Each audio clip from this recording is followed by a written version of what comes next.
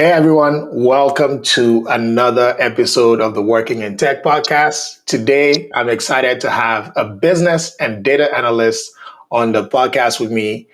He has 10 years of experience working in tech solutions and process improvement. Interesting thing is, this is the first. Ayo and I actually went to the same college back in Nigeria, so it's definitely great to have an alumni on on the podcast. Sure. And he's also the founding partner of HiTech Blitz Consulting, where they're teaching and helping newcomers break into technology, both on the data analytics. He just shared with me before we came here that they've also added cybersecurity to their offerings. As someone who's journeying from Nigeria to Canada and from a an arts major into tech, I definitely think that today's conversation will be very insightful and impactful. Welcome to the stream, Aya. Thank you so very much, John. It's really nice to be here. Hi, everyone. How are you guys doing today? And yeah, let's see. Let's see how much fun we're going to have. Great, great. I like the fun part. So, you studied English and communication in college, right? Sure. What sparked your interest in tech? Because I know that those are not two lines that directly cross. And I think the second part of that, because this was something that I personally struggled with. My journey to even get into tech started in college where I met a few friends, but that's a long story. It's not about me today. It's about you. How did you, how were you able to tell yourself that this was something that you could actually do? Okay. Thank you for that question. Okay. So I think I should probably go as far back as 2004 when I was getting out of high school. I actually wanted to study law. My mom, my dad, everybody wanted me to study something professional. So being in the arts class, I wanted to study law. And then what happened? When I was about to get into college, law got disaccredited from the school. I was sad. I was confused. I didn't know what I was going to do. But then I thought, okay, what's the next option? Then I got myself into English language as a course to study. But then the interesting thing about, and that was what I was sharing with you before we started, that the interesting thing about humanities is this, the fact that you're able to decide some other things that you really want to try, give it a shot, and if it works for you, stay in there. That was one of the things that got me into tech. So now, after my degree in law, in English rather, I knew that the next thing I wanted to do was something more practical. So I decided, yeah, let's do communication management, which I would say is like the practical aspect of English language, because that's where you get to see communication theories and all of that. And then after that, I really got bored. I wanted to just explore more, do more things. And that was when I landed my first job. So my first job was actually in finance, but as an analyst in finance. So I was actually working in finance as a data analyst. But because of the setting, I didn't realize that that was what I was doing. So all the while, I think I've worked like 6 years doing that, doing data analysis, doing tech project management. But I didn't realize until I really sat down and did the necessary research. And that was when I realized that, oh, so this is what I've been doing all this while. And I didn't know, I didn't put my mind to it. So really, having realized that, I said, okay, to myself, now I need to get some value from this. I need to really know what is obtainable in the market and really know how I can, of course, get paid more for what I was doing. So that was more like my journey into tech. And so far, it's been one very interesting journey. It's been really amazing because there's so many things I didn't realize I could do until now, and I'm doing them really comfortably. Thank you. You touch on something that I find so interesting that I really want to expand on. So, one of the things that a lot of people don't realize or inadvertently do, but don't realize that they're doing is um, having a specific skill set that translates, right? People tend to call them transferable skills now. In your case, they weren't necessarily transferable skills, they were these skills, right? Sure. But one way or another, it always plays out. There are aspects. So, if we take project management that you mentioned, for example, right? Let's say you're the go-to person whenever your friends always want to plan a birthday or any kind of like function or event. And because Absolutely. they always trust that, you'll always be on it, you'll follow up, you'll set it up, you'll make a plan. Even if you've never had the actual job title before, the core skills that you need to be able to be a product manager, a project manager, you already have that, right? But Absolutely. in Yeah. your case, you didn't just have like, I don't want to say the foundational skills, you had the core skills. How important is having that realization to build a career? Because definitely, like, to not minimize it, there's still some journey, right? Because, so for example, Oh, let's yeah. say you're just manipulating Excel or doing other things. Being a data analyst is way more than that, right? So, So, how important is that realization and then going to get those additional skills that will make you feel comfortable calling yourself that fully? okay. For me, I would say the context of where you're located, actually, your location matters a lot. Um, Back in Nigeria, and I'm not trying to say funny things about employers right now, but back in Nigeria, a lot of us are actually focused on the job titles without realizing that we're actually doing some of the necessary things that makes a lot of sense outside Nigeria. So take, for example, um, stakeholder engagement. Take, for example, process improvement, process automation, um, analysis itself, statistical analysis, and all of that. I was already doing that back in Nigeria, but I didn't realize.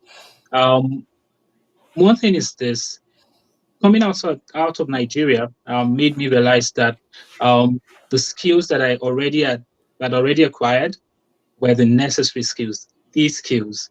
So by the time I joined a boot camp, and then I joined the classes, and I realized that, oh, I already had the skills that they were trying to teach us. I just thought to myself, I think I'm going to drop out. So, so I realized that I already had some of the skills. I probably just need to show employers, show recruiters that no, I have the skills already. So that was basically what just changed my story entirely. Make me realize that okay, yeah, I can do this. I can do business analysis. I've already been doing this for a number of years. Let me now begin to put myself out there.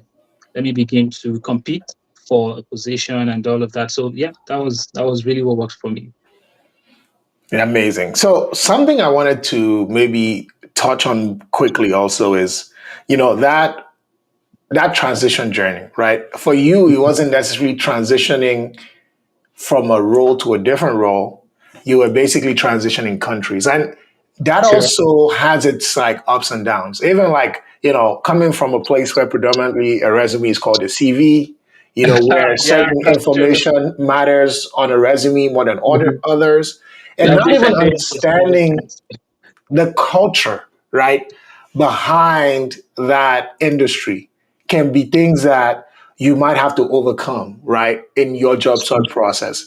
Even the way you interview is going to be different. So, landing your first role in Canada, what did that take? And what was that process like? Was it something that was a cakewalk? Was it super easy? Or did you face some challenges and how did you navigate those? Okay. Thank you for that question. Actually, so getting a role in Canada actually took quite a lot actually, and it was more of mental. First for me, it started with questions like, "Am I a good fit? Am I good enough? Do I have the skills that are required? Am I able to speak the way they would understand me? Am I able to project myself as a viable fit for this organization? Do I understand the culture?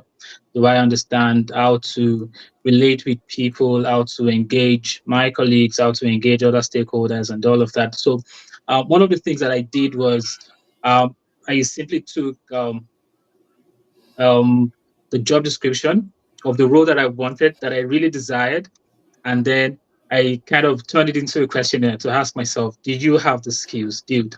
Can you do this in a Canadian environment? Can you see yourself as successful in this kind of a role?" By the time I wrote out all of those questions, I began to basically tick which ones I felt I had and which ones I needed to work on.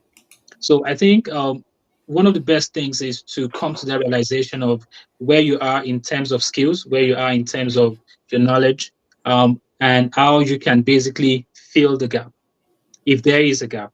If there's no gap, yeah, good for you. But then, of course, a lot of times it starts with the mind knowing fully well that, okay, this is what I need to do. This is where I want to get to. These are the things that I need to do. If I'm able to check all the boxes, if I'm able to get all of these things done, then I can say, okay, yeah, I'm viable enough for this kind of a role. And other challenges would definitely include things like the different names. Like you said, we call it curriculum vitae, and then it's called the resume here. There are a lot of things that we know as different things. Take, for example, on my previous roles back in Nigeria, I think I was called a client officer, whereas here in Canada, I should have been called a banking officer or an investment officer or even the business analyst. But then we had different names for it. So it could be confusing, and that is where to start. The second thing that also helped was the fact that I had people that I was working with, people within my network, mentors, accountability partners. So excuse me, some of these guys had already seen some of those things. They know, oh, dude, you have to take this off your resume. It's not going to work for you. Um, dude, you have to change some of these names or some of these job descriptions on your resume. They're not going to understand it, right? So I had to sit with people that also helped me to know that, okay, if you change these things, if you project yourself this way, if you put these skills, the soft skills on your resume, if you're able to put these technical skills on your resume, they're going to really help to project the kind of employee that you're going to be, right? So those are some of the things that actually helped me, and the fact that I was also willing to transform. I was willing to take a new form. I was able to basically um, change and then take up a new role in Canada as a business analyst. Yeah.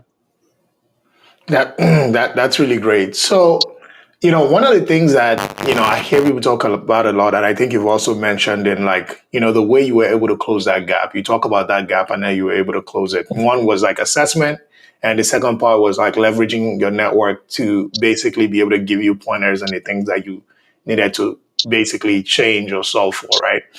Yeah. But talking about network, one, how crucial has that been in your career journey so far? And how does someone even build a network, right? Because it almost feels like ephemeral. It's this thing that everybody talks about: build a network, build a network. But how do you do it? Okay. Um, I think it works in different ways for different people. Building a network. I mean, you can start anywhere. You can start with your old friends from college. You can start with your old friends from postgraduate. You can start with your neighbors. You can start with your previous colleagues. Um, One of the things that really helped me was that move as an immigrant into Canada. I actually started building my network from the Newcomer Center. So back in 2019, when we moved here, there were also other guys that moved into Canada from different fields, right? So it was basically, hi, my name is Ayo. What's your name? Can I get your contact and all of that? And we began to ask ourselves some of these really important questions. What are you doing right now? What do you want to do in the next 2, 3 years? So unconsciously, we turned ourselves into accountability partners, right? Saying, okay, I want to get a job in tech. You want to get a job in tech. Okay, what do we think are the next steps for us to take, right? And I think it kind of started from there. Another thing was we started attending events where we were able to see the kind of people that we wanted to be like in the next 4 or 5 years. And then we listened to them. We followed them on social media. We listened to their podcasts if they had one. We checked out their posts on LinkedIn, on basically all social media platforms. And those were some of the things that really helped. And when I say accountability partner, you really have to make sure that you're taking your partners accountable, and they are doing the same for you as well. Um, so basically, those were some of the things. I should also mention the fact that having mentors is also a great thing. It's also going to be it's also a great advantage because really, one of the things that also helps me was the fact that I asked my mentors, I asked them the right questions that were helpful. So questions like, do you know about this organization?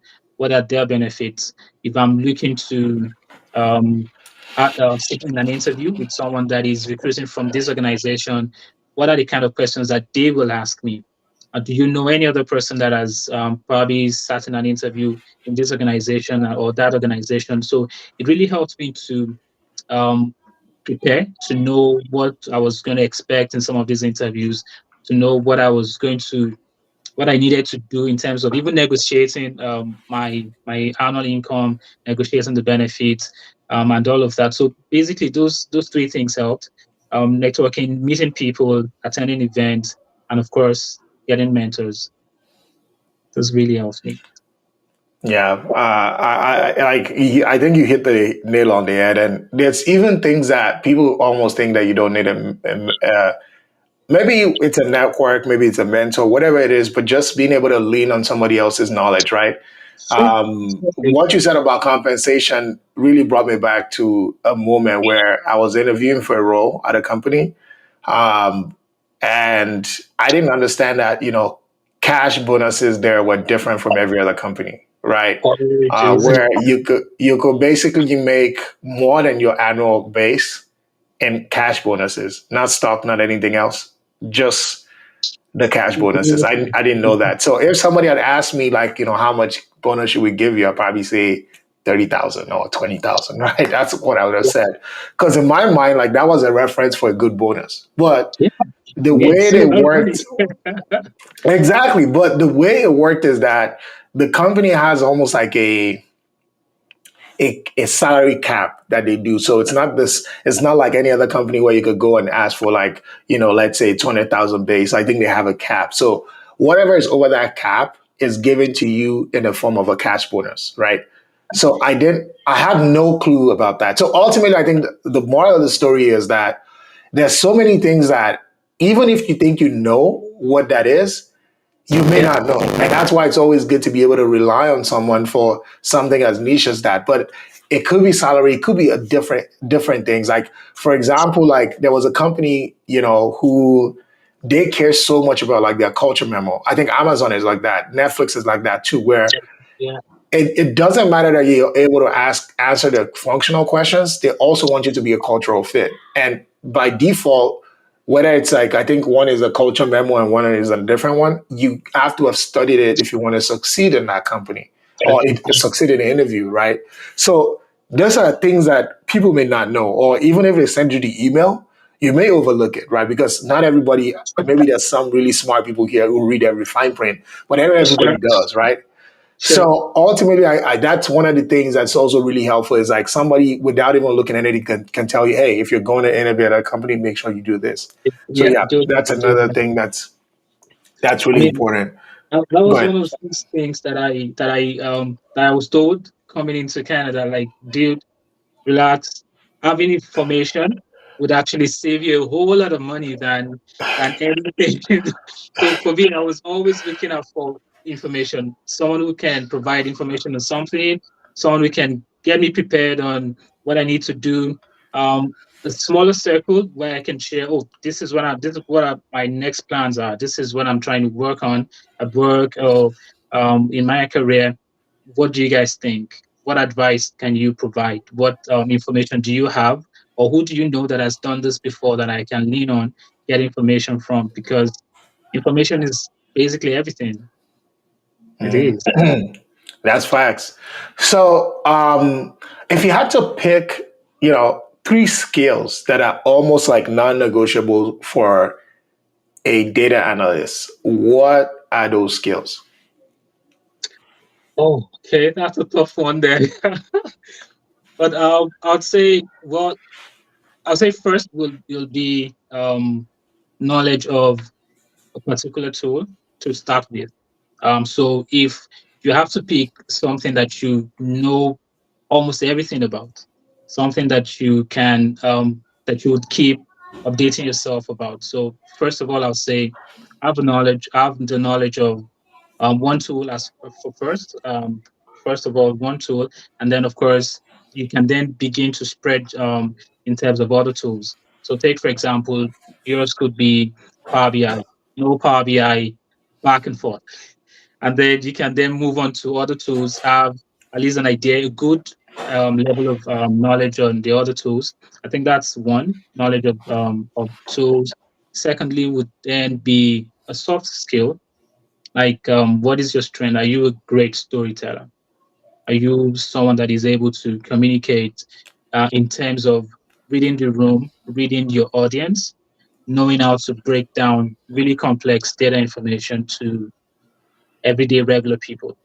I mean, business decision is not necessarily would not necessarily require someone to have knowledge of statistics. I just want to see if I'm a business owner, I just want to see what are the charts, how can I make sense of this chart within 5 minutes and make a decision, right? So if as a business, as a data analyst rather, if you're not able to break down complex information, you're just going to end up making the board members more confused than that they came into the meeting, right? So you have to be a great storyteller. And of course, you have to, maybe I would say third would be attention to details. While working with data, there are a number of things that you may not necessarily take note of if you don't have knowledge of, if you don't have attention to details. And I'll be sorry to say that you may have moved 4 or 5 steps ahead in completing the formulas or in putting in the codes until you realize that, oh, I made a mistake and I should have noticed this, but I didn't notice it. I've taken 5 steps. Now I have to go back. And that way you're not going to be able to save time, right? So I'll take those top three: knowledge of tools, or at least one tool for a start. Secondly, would be being able to communicate. And then thirdly, would be attention to details. Yeah, that's so powerful. I think one thing I wanted to ask, as you were going over like those important things is, one thing that a lot of people say is that numbers don't lie. And Sure. and I think maybe they don't, but numbers also don't always tell the full story. And I think that's why I like the thing that you talked about, storytelling. In what ways, other than like, maybe you expand on that and you already said it that maybe you confuse people instead of educate. Why is this such an important thing for a data analyst, not just to be skilled in, wrangling data, cleaning data, putting data together in a way that's easy to understand, but being able to tell a coherent story as a part of it? Oh, it's very important actually. For me, I would say it's 50-50. Your technical skills is just half of the bottle. It's just half of the cup. The other half is your soft skills. Now, let's say I think I saw a video of Bezos saying something about him not being able to take any business decision after 9 p.m. or was it 8 p.m. or something? I'm not really sure about what that is. But really, the truth is, senior leadership, they don't have all the time. They're not, they don't have all the time in the world to really ask you, oh, what do you mean by this? What does this stand for? What is that chart about? So you really want to be able to make sure that you're breaking that complex information down to them as easily as possible. So it then goes on to one of the benefits, one of the things that I gained from my master's in communication management, right? So maybe that didn't go to waste after all, right? So having that knowledge of, okay, this is what the data says. Am I going to be able to project this better in a table? Or do I think my audience will understand this information better if it's in a chart? What are the colors that I think would really make sense to these people? Do I need to provide any form of accommodation to some of these people that are going to be seeing this data? Am I able to combine the colors right? Am I able to so take for example, I think there was this other day that I was working on this dashboard, and then I think it has on the chart it has on the x y axis rather it has from 0 to 70,000. So it did have in 0 to 70,000, it means that it's actually really wide. But then while I was sitting with one of the directors, he said to me, Ayo, I think we should reduce this from 20,000 to 70,000 so that it can project the story you're trying to tell better. And what is the story we're trying to tell? That we're volatile, that this is there's something looming. We need to be really ready um, um, for an overage of some sort. Okay, now let me not go into all the jargons, but then what I'm trying to say exactly is you must be able to read your audience. You must be able to know who the stakeholders are, what is their level of knowledge, and how can you really project the information so that in one touch, in with one explanation, with just a few sentences, they're able to really get the story you're trying to project. So really goes a long way. For me, I would say technical skills is just half of it. Your soft skills really go a long way in projecting whatever information you're trying to put out there. That's the thing. Yeah, absolutely. And I think you really hit the nail on the head. I found that, you know, I always say this, like one of the biggest cliches I heard, about tech is that, communication, communication, communication. And if you don't understand it on a deep level, it doesn't make any sense, right? Like we all talk, we all communicate. Why do you say it's so important? But, you know, someone explained something that if I explain it, maybe it'll make sense in the same way communication is. The person said, we we all love to buy, but we all hate to be sold, right? Yeah, And that absolutely. everyone can spot a terrible salesman, a mile away, but we are all delighted when we meet great salespeople. And the beauty is that we never know when we meet great salespeople because they're so good that what they do doesn't feel like sales. I think communication is the same exact way, right? Exactly.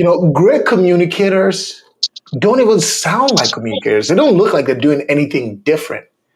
But Exactly. it's that ability to be so persuasive, to be able to sell an idea, to be able to communicate a concept in a way that, you know, you get an insight, right? It feels like you hit a light bulb moment because somebody was able to carry an idea in such a powerful way.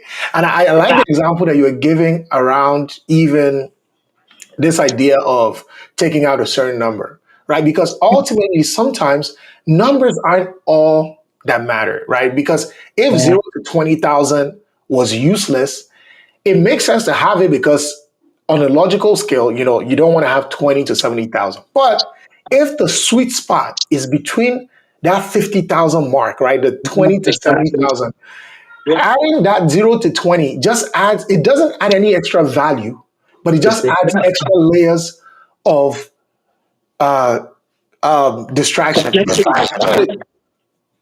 One of the things that I learned, for example, is that, if you think about narrative techniques, when we all watch movies, right, they probably start, literature, maybe that's something you can relate to, right? You Yeah, sure. start, you start at the beginning, you hit a climax in the story, and then you have a resolution, right? Yeah, When sure. you're doing executive communication, you start with the resolution and then you work your way back because oftentimes people at that level they don't need all the nitty gritty. All the They fine just want details. like what's going on. Okay, so in June or in December, we're expecting that we're gonna get a 20% dip in X and Y thing. You Sure. set the stage and they say, okay, so why is that gonna happen? Right? So it's like, let's give us the context, then we can have the discussion. Don't Sure, lead sure. us through this through this hoops before you give us the really good stuff, right? Yeah, sure, sure. I mean, most of the time, you just have to really study the people that you're relating with. A lot of people just want to see what the problem is first, and then they begin to Yep. worry about what are the solutions, what have you put in place, what have we put in place, what else can we do? Can you create extra scenarios? Can you work on some simulations and all of that? So yeah, I mean, and if a lot of people do not know that yet, or a lot of people haven't learned that yet, and that's where the confusion starts. Saying, "Oh, yeah, maybe I'm not a great fit for data analysis," or better still, a lot of people think, "Oh, if I don't know how to use tools, maybe I shouldn't consider data analysis." I mean, probably spent 6, 7, 8, 10 years doing real estate, selling homes to other people, marketing, and you're working with numbers, probably also working in statistics and all of that, or even maybe just let's see here, maybe just even teaching economics. So when you're able to realize that the soft skills is actually half of what you need to be able to be a successful data analyst, I think that's where it starts. So I tell a lot of people, don't just focus on the art skills, don't just focus on the technical skills. You should also focus on the soft skills because they go a long way too. Absolutely. So, in your experience, I see that, you're a certified Scrum Master. You also have the Yeah, Six Sigma yellow belt.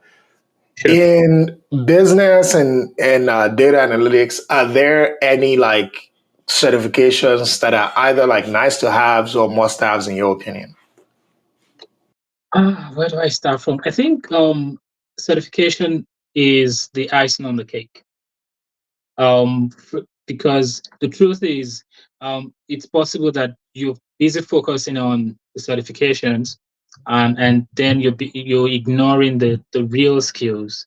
So when like what I see a lot on LinkedIn, folks put in all the certifications that they have, the degrees and all of that, and I say to myself, well, good for you. I really just hope you're able to get things done when you're called on to do some of those things. For business analysis, I would say, yeah, if you want to get the Scrum Master, of course, yeah, you can get that certified Scrum Master. The Six Sigma would also be a great one because apart from the certificate you're getting afterwards, some of these certifications also open your eyes to what you need to know. The CBAP, Chartered Business Analysis Professional Certificate itself from IIBA will also open your eyes to the knowledge of the Business Analysis Book of Knowledge, right? If you want to get another certification to also look into, will be the PMP certification. However, more importantly, have the knowledge of the skills first. If you have the certification as a business analyst and you're not able to map processes, you're not able to create user stories, you're not able to gather requirements, you're not able to create documents or documentation for projects, then there's a gap, right? So certifications will project you, but then what really matters are the skills. And for me, I would say if I'm sitting in an interview and like interviewing someone, and I see that they don't have the certifications, the necessary certifications, but they have the skills, I'll still take them. If it's the company, the organization's policy to have certifications, yes, we can begin to nudge them to get those certifications. But I would say really the skills are more important than the certifications. Now, moving over to data analysis, for data analysis, it's actually more obvious if you don't have the skills. So the certifications would really not get you anywhere because the recruitment process for some of these data analysis roles is what you've done in the past. What are the projects that you've completed? What do you have in your profile, your GitHub profile, or even Maven Analytics profile? What can you show us that you've done? Can you take this data and create a dashboard with it and send it back to us? If you're able to do that, whether or not you have certifications, you're getting the job if you're the preferred candidate, right? I remember something happened. I think it was December last year. I told one of my directors, the director I was reporting to at work, that, oh, hey, I think one of the things I want to do now is to get a certification in project management. And she looked at me like, dude, why are you stressing it? What we really want to see is, can you get your job done? Can you be the go-to guy at work? Can you be the guy that says, "Oh yeah, I can do this," and you get it done, and you get us the results? Nobody really cares about your certification. And the truth is, I'd actually paid for the PMP certification. I had to go back and send them an email like, "Guys, send my money back. I'm not, I'm not interested anymore. Maybe I'm going to do that this year, but then." having the realization that it's the skills that matter, it's the positive mindset that matter, the can-do attitude that matters at the organization where I'm currently am. I think it's just superfluous to say, yeah, I want to sit and get this certification. I want to sit and study when I can use that time to acquire more skills. So that's what I have in that. So, as the founder of HiTech Blitz Consulting, right? What inspired you to start to build this company? Build your business in the tech industry. Oh yeah, thank you for that question. So I'm going to backtrack to when I started in tech here in Canada. And actually, all I wanted was, that light bulb moment that you mentioned before, like realizing that, oh yeah, I'm new in Canada. I don't have to go and study nursing. Shout out to all the great nurses that we have in the house. Or shout out to all the great nurses that I don't have to go back and study nursing. My dad is, elder sister is, they're both nurses, and they were like, "Yeah, dude, just go back and do this." But I thought to myself, no, I really want to do something where I know that I'm doing it for two things, not just for the money. Well, the money is also part of it, but then for the fulfillment that I'm doing something innovative, I'm part of something new, and all of that. So um, when I started in tech, I had that light bulb moment. So what I wanted to do then was to get as many certifications as possible and get a role as on the side as a trainer in one of these boot camps that we have right here. But then after getting the certifications, I thought to myself, it's when you start your own thing that you're able to really set the rules, that you're able to create things in such a nice hybrid, such that it works for you. You really can change certain things from the bottom up. I mean, it's going to be you building someone else's dream, right? And that was around the time where I met my business partner, and we both worked on a project together, automating certain steps in data analysis for the organization where I worked. So it was a really great time. I just shared with him, oh, this is what I'm working on. This is what I'm trying to do. I'm trying to build an organization where we're able to evangelize, let me use the word, to as many people as possible that tech is possible. Tech is for you. Tech is something that you can do. Even if you're not trying to transition into a tech role, you can still acquire the skills and they'll be useful for you on your current role. And he was like, yeah, he has some ideas and all of that. So we sat together. And then ever since then, it's just been fire. I mean, it's been an awesome time because we've been able to let as many people as possible know that this thing called tech is not as complex as you think. Letting people know that even with whatever roles that you currently have, you can still acquire data analysis skills. You can still acquire cybersecurity skills, and it's been an awesome time ever since then.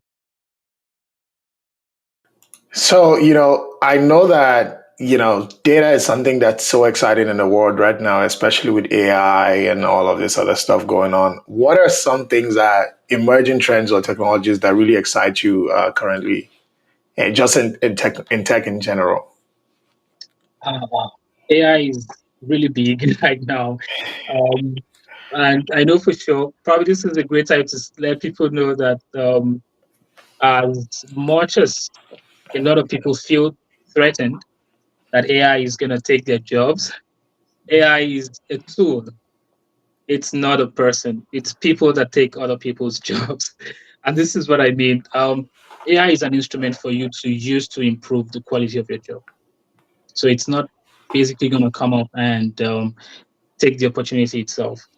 So at this point, what a lot of people should be doing is um, to begin to acquire skills in prompting, in core machine learning, in process automation. I mean, Microsoft has a lot of process automation tools that you can use, that you can learn rather, and then begin to use to optimize your role. So, take for example, you have Power BI, you have Power Automate. These are some of the tools that you can actually learn how to use, and they'll be really helpful for you. I mean, RPA is a big thing. Robotic Process Automation is a big thing, and there are a lot of roles out there that you can actually get. with the knowledge of some of these Microsoft tools for a start, and then of course machine learning as a whole. So I see that, you as you mentioned it, it brings it back, right? Robotic process automation. Can you tell me a bit more about that?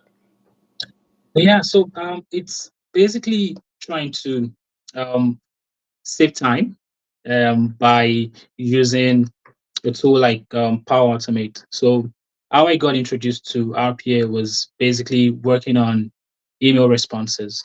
One of the big things that people talk about now is ATS for recruitment, right? You're really scared. Yeah, I have to make sure my resume is ATS compliant, and a lot of people see some of these things without even knowing that it's simply a bot on one end trying to look out for keywords in your resume, and it has instructions on what to do if it finds the keywords and what to do if it does not find the keywords. So robotic process automation simply is a bot that is already fed with instructions of what to look out for and what actions to take when it finds certain things. So um, imagine a project or imagine a process where you're sending an email to an organization and they're simply looking out for keywords in your emails, right? If you're sending an email to say, I, what is the cost of this item? Now, the board is picking the word cost, and it's also picking probably the name of the item, and it's simply following the instructions to say, okay, if you find the combination of these two words, cost and probably the name of this object or this item in the stock, send this client the price of this item.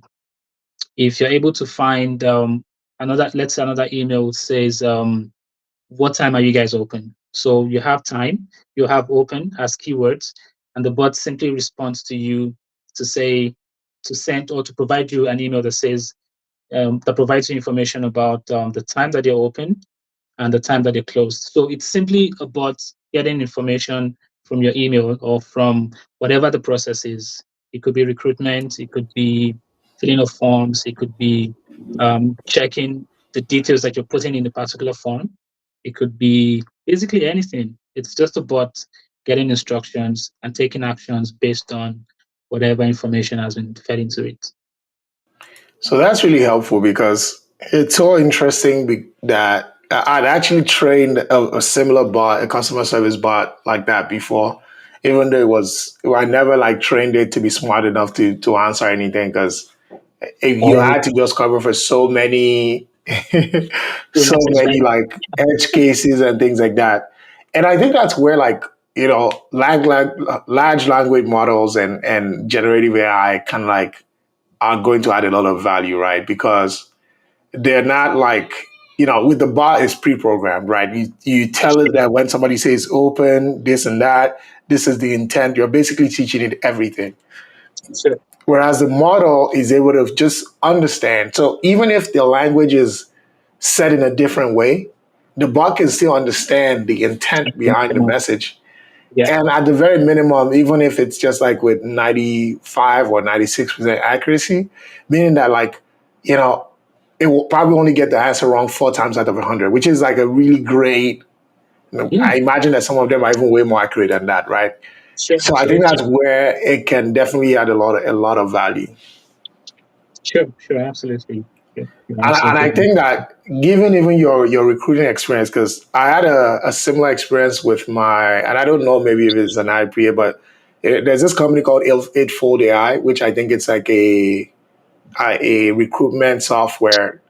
So what I did was when I was getting my new role, I just loaded my resume onto the platform, and it just basically started fetching roles, and I would get notified every single time there was a role that matched my resume, And and the it would just resume say, that you so did, instead of even worrying about like, oh, when my resume gets in the ATS, or if I'm going to be a match or not, the ATS is already telling me that you're a match for this role if you want to apply to yeah, yeah, it. yeah. So I That's definitely think that's go ahead.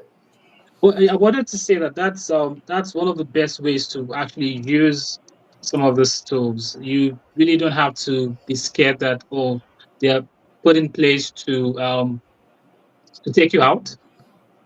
they actually put in place to help them on their end. I mean, the organization that is recruiting, and of course, help you, the candidates for the role, right? So yeah, that's the way it works. So, so for the people who are pessimistic, because ultimately I still feel like, yeah, 100% what you're saying is right, but there are going to be some edge cases where there are a lot of redundant roles that maybe humans shouldn't really be doing, right? For example, like, a good example is Waymo, right?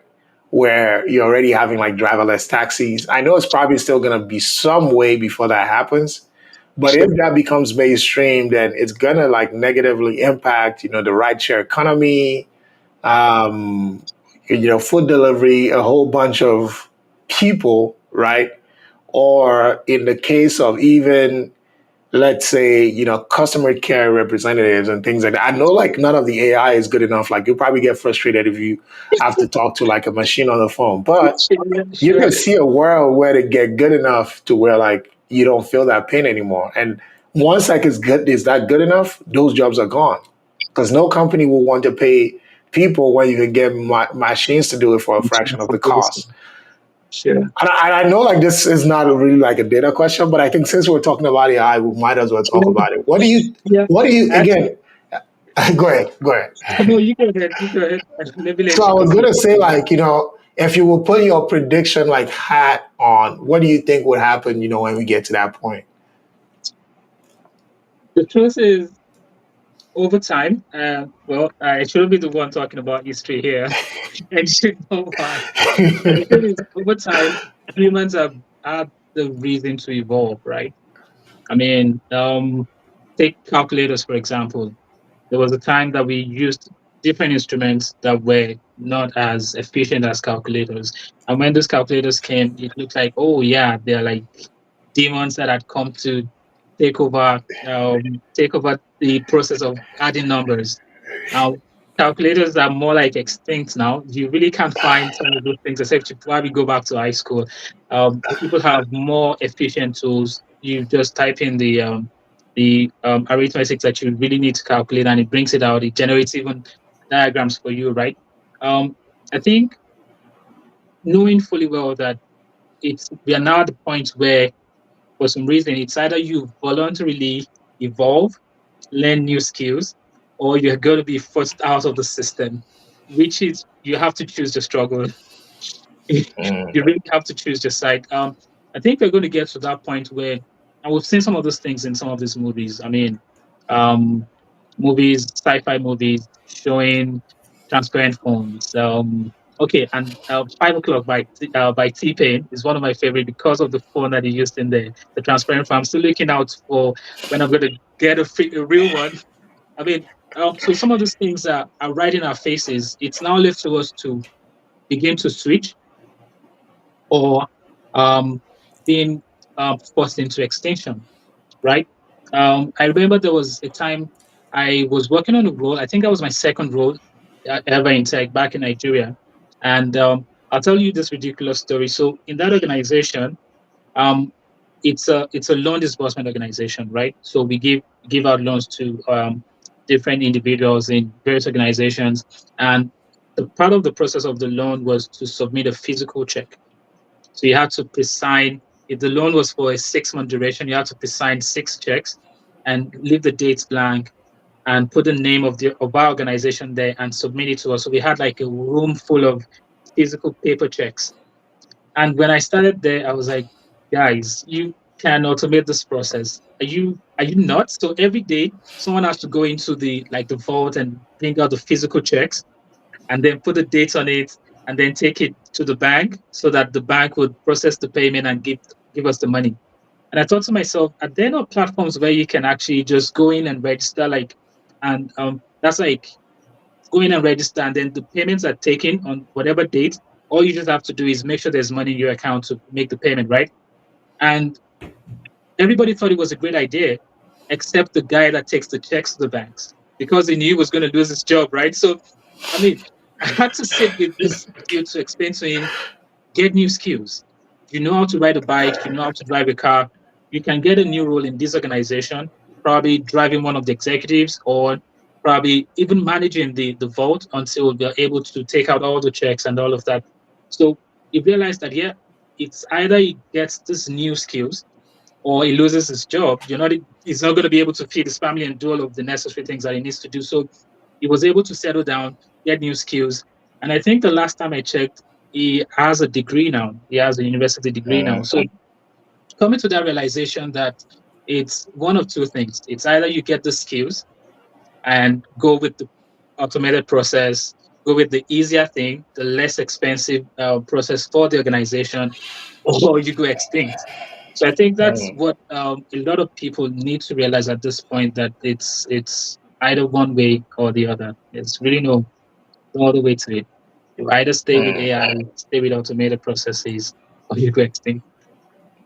That's a really good great point, and I think that I'll probably talk about this very quickly, and then we'll go to the question. So it's a great point because ultimately, I don't think that innovation would ever stop.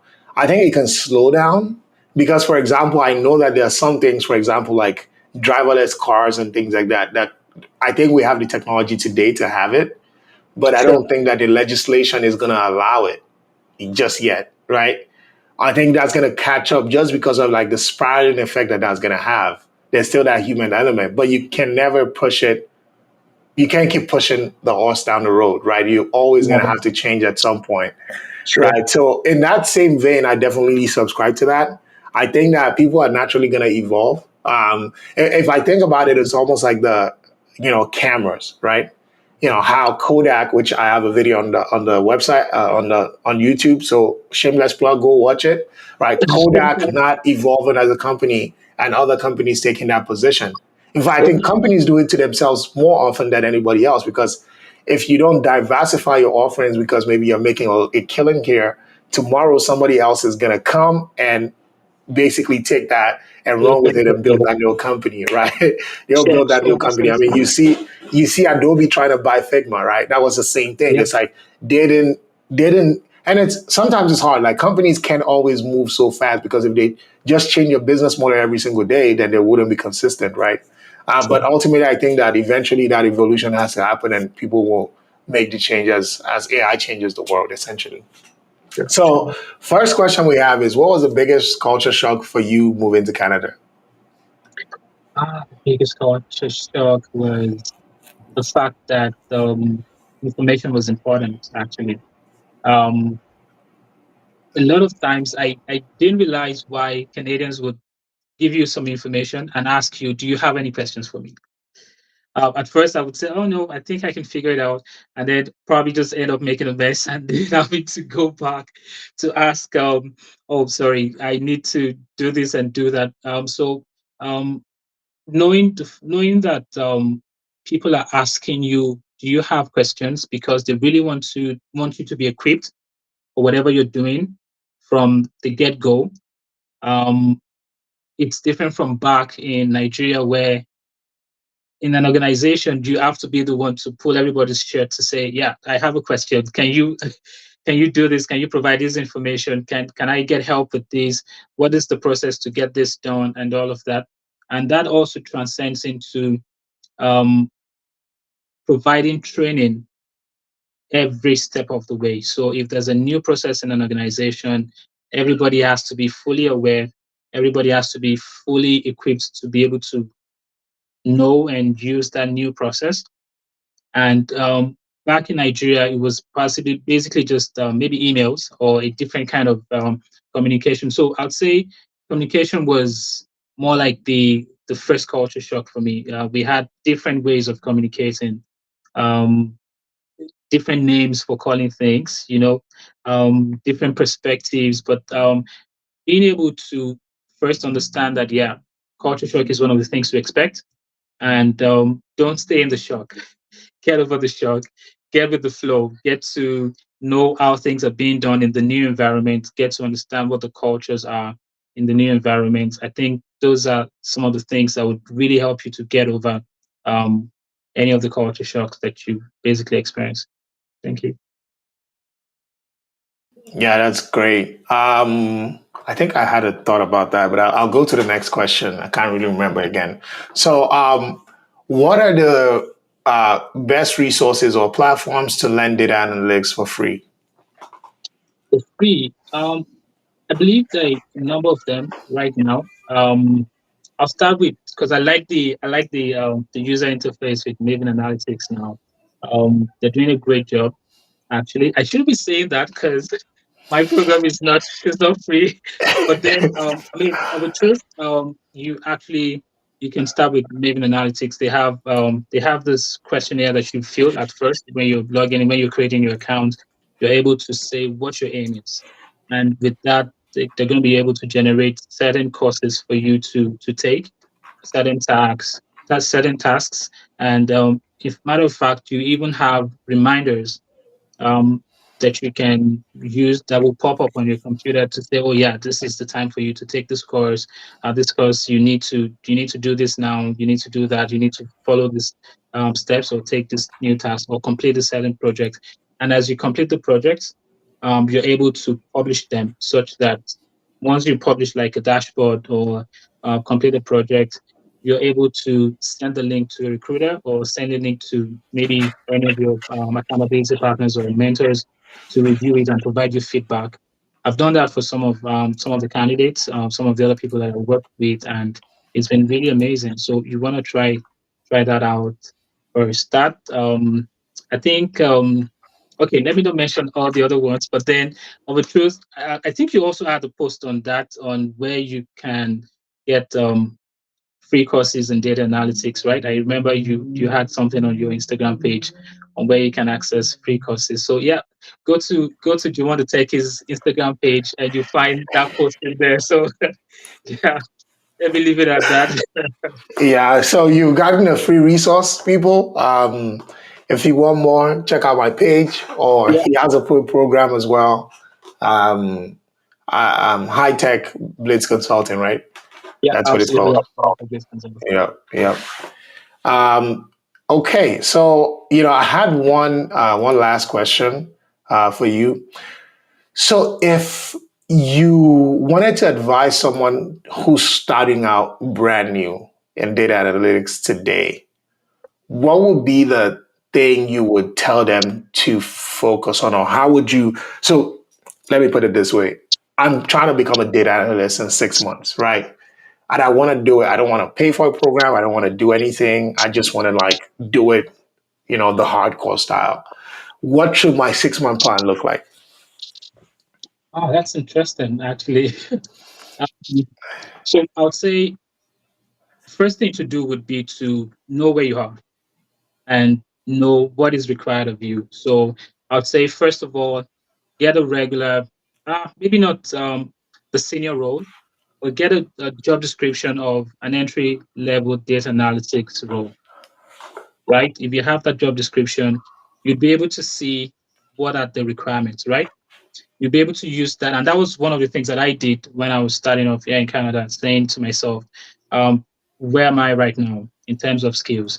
So it's possible that you don't have the necessary tech skills or the technical skills, but you can be sure that you have some of the soft skills already.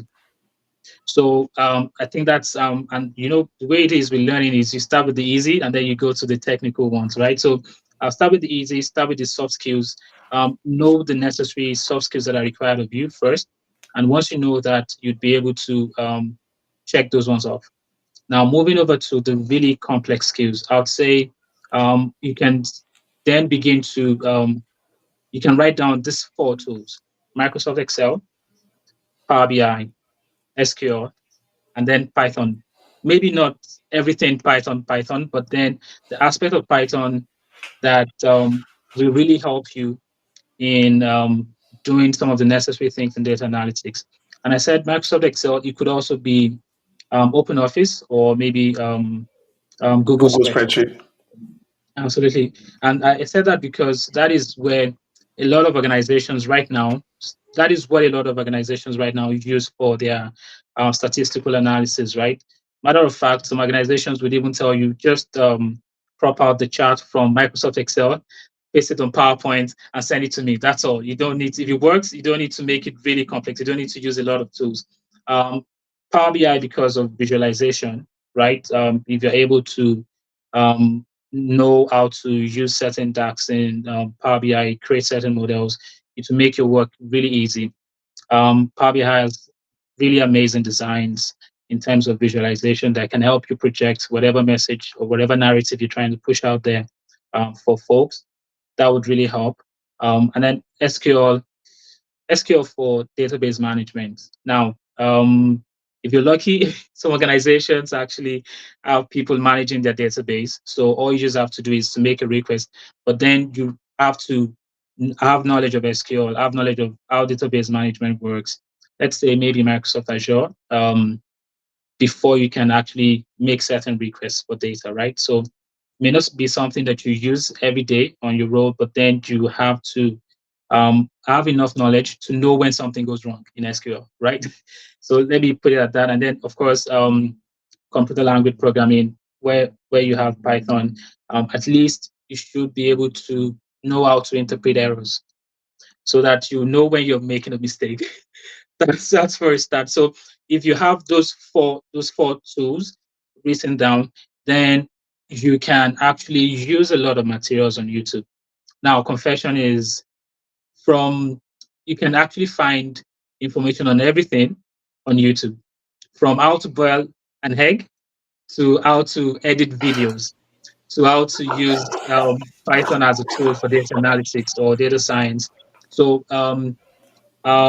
right now, I don't have the names of the channels that you can actually follow, but the thing is this: typing in the tool that you want to learn into YouTube, you find tons and tons of materials that you can use that will be helpful for you. Um, Microsoft Excel for starters, call it whatever you want. SQL for dummies, Python crash course, SQL 1 to 100 in 3 hours. By the time you type in the names of these tools, you'll see tons and tons of videos. And all you just have to do is to learn how to go back in there to continue learning consistently. So in your say in your first 1 week, once you're able to write down all you need to learn, your soft skills that you need to nurse and learn more about, and then of course the four tools that I mentioned. From the second week, you should be able to pick whatever channels you're going to be consistently following. I mean, you have videos that are up to 5 years old, 10 years old on YouTube, basically just showing you how to get things, how to learn some of these data analysis skills on YouTube. So yeah, YouTube is your go-to resource. And from there, of course, you can then begin to download these tools, get access to Microsoft Office, where you have Excel, get your MySQL, download your what's it called now, Jupyter Notebook for Python, or get access to Microsoft Azure, and you can then begin to play with some of those things. But like I said, at least acquire the knowledge of being able to interpret errors so that at least you know when things go wrong, so you don't end up in the wrong direction. But then, I mean, YouTube is a great resource. It's an amazing resource for you to find information on learning these things. Yeah, yeah, that was a really comprehensive list and a very strong guide, and I think that shows like what you'll be able to get if you go with his program. This is an unpaid podcast, by the way, so I'm not plugging it because he paid me. I'm just saying because he's already giving the game away for free. So like if it's a paid version on the end, it's definitely going to be good. So we're bringing it to an end. I see that we're over time, but feel free to say any last words, any shout outs. If you even want to do any promotion, this is your time. Oh, wow, absolutely. Thank you so much for this opportunity. I mean, it's I'm always glad at any time having the chance to be able to let more and more people know that there's a tech in everybody. Whatever course you studied, or even if you don't have a degree, if you don't have you've not been to college, there's still a tech in you. There's still an aspect of you that will be able to learn tech skills. So shout out to everybody that is out there joining the podcast today. I want to also thank my partner, my business partner, and HiTech Blitz, Ralph. He's been an amazing person working with me on this journey. HiTech Blitz is a year old today. I'll be the 5th of August, by the way. It's been a year that we've been providing training, paid and free training actually. Um, our YouTube channel is HiTech Blitz, and social media is also HiTech Blitz. You can follow me on LinkedIn or follow HiTech Blitz on LinkedIn. It's simply HiTech Blitz, and my name on LinkedIn is Ayotomide Alo. Um, that way, you'd be able to see some of the things that we've done, some of the free trainings that we provided, and of course, learn about our paid training. So for now, our ecosystem includes data analysis training. Funny enough, we're having the second 2024 cohort starting on the 17th of August. We're currently doing our cybersecurity cohort started early in August. I think that was the 3rd of August. So yeah, that's what we have. So, and thanks to Juan as well. I must say that I watch your videos, your posts on social media. You're doing an amazing job. Keep up the good work. I mean, providing consistently providing helpful information can be a lot because there really is no reward. There really is no catch except for the fact that people are able to reach out to you to let you know, dude, you're doing a great job. This information has really helped. And by the way, I like your post about interviewing these folks, asking them how it has been, how much were they earning before, how much are they earning now. I think it's a great motivation for someone that is looking to pivot to tech. I mean, it's amazing knowing that if you're able to put in the work, you're going to get the reward, right? You're going to get to Yeah. change your life. You're going to get to do more. And that's basically the message we're trying to also preach out there at iTech Blitz, saying if you're able to get the role, put in the work, um, consistently follow, learn the necessary skills, you're going to be able to get this role and change your life entirely. So yeah, that's what I have. Yeah, yeah, that's a really good way to land it. And thank you so much for the kind words. That's really helpful because oftentimes it's like I'm glad that you see it. The goal is to basically show that contrast, right? Because it's not easy breaking into tech. Like none of the things that you described here is easy, right? It's not like you just snap a finger and it happens. But the goal is to show that contrast of where people were. And if it was easy, everybody would do it, right? So if you've made up your mind that this is what you want to do and you're willing to put in the work, then you can unlock a lot of value, not just for yourself, for your family, and maybe even your unborn kids and things like that. And that's the goal, right? The goal is to build generational wealth. And I think technology is, there are not many better opportunities, right, than the tech industry. And like you said, there's tech in everybody. Thank you Yeah, so much. I think this has been an amazing episode. I don't think we have one tomorrow. We'll be back again next week with another episode of Working in Tech.